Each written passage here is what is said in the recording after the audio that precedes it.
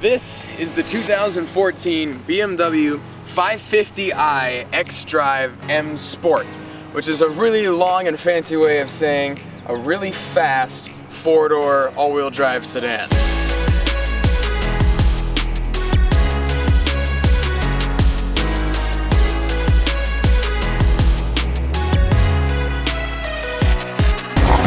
In 2014, BMW had three models in the 5 Series, the 528, the 535, and the 550.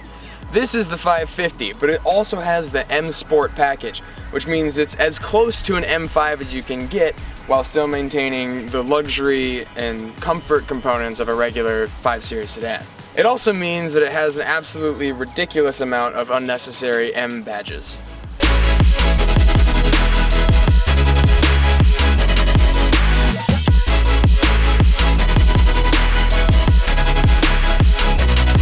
The best part about this four-door sedan is that it doesn't look like a crazy supercar, but it can definitely drive like one.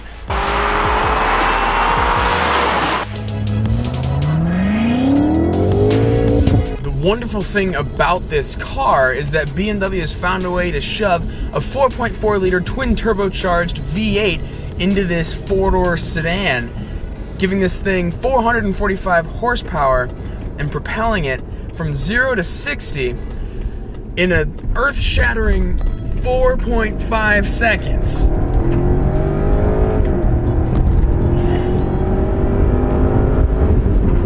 Wow. I will say right off the bat, everything about this car feels incredibly responsive. I've got it in sport mode right now, and that's supposed to, you know, tighten up the suspension, tighten up the steering, let the exhaust sound come out a little bit more, and basically just make the car sportier, and it does just that very, very well.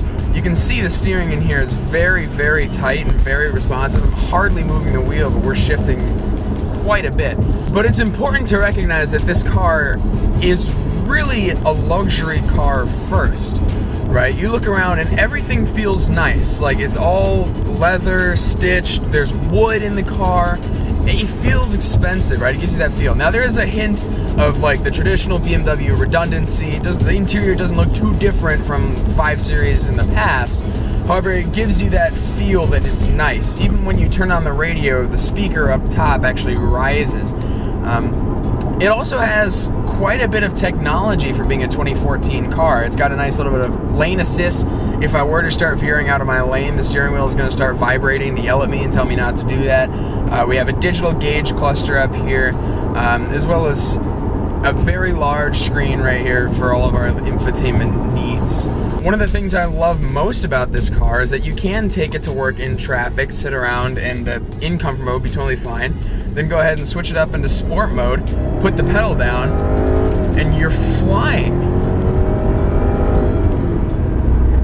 So there is a certain amount of versatility in this car, I'd say, for an everyday daily driver, and a relatively cheap one in the luxury car market, dare I say so. However, I will admit that this car does a lot of things very well, although it doesn't do any one of them amazingly. It's not the best performance car on the market. Yeah, it's very quick, especially for a 5-seater 4-door sedan. It's actually quicker than a Maserati Ghibli. However, there is a decent amount of turbo lag when you actually like put the pedal all the way down. I bet you about 40% of the advertised 0 to 60 time is actually just waiting time for the turbos to kick in. Your 0 to 10 miles an hour takes 2 seconds, and then your 10 to 60 takes another 2 seconds, which bothers me a little bit. I feel like at this point, with all the technology and things that are available in this car, we should be a little bit past that much turbo lag. But again, important to notice, that's not the main focus of the car.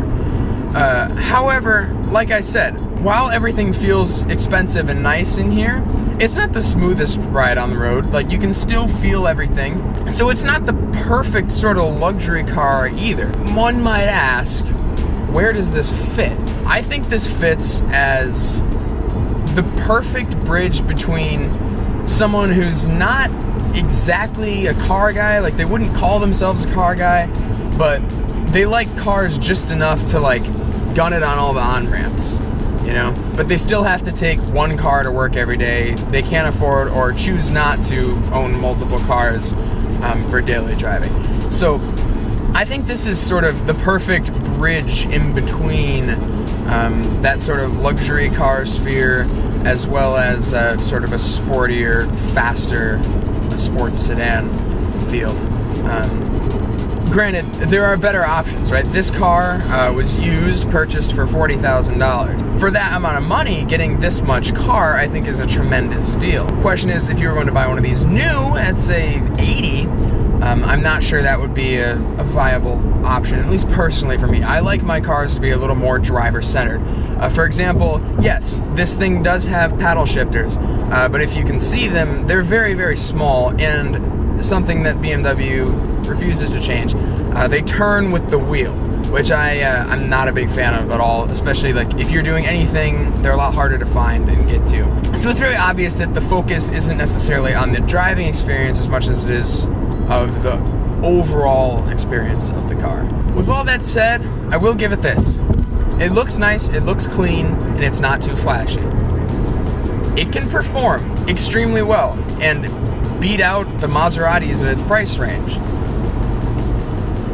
It can be a comfortable ride if you wanted to. If you put it into comfort mode, everything looks really nice. You would have no problem like bringing people around in this and they would all think it's a very nice car. In conclusion, it's the perfect sort of all-in-one package if you're not too into any of those one things I mentioned. If you're super into the driving experience of your car, this is not the car for you. If you're super into the luxury comfort experience of your car, this is not the car for you. If you're super into the way your car looks, and it's gotta look good, this is not the car for you.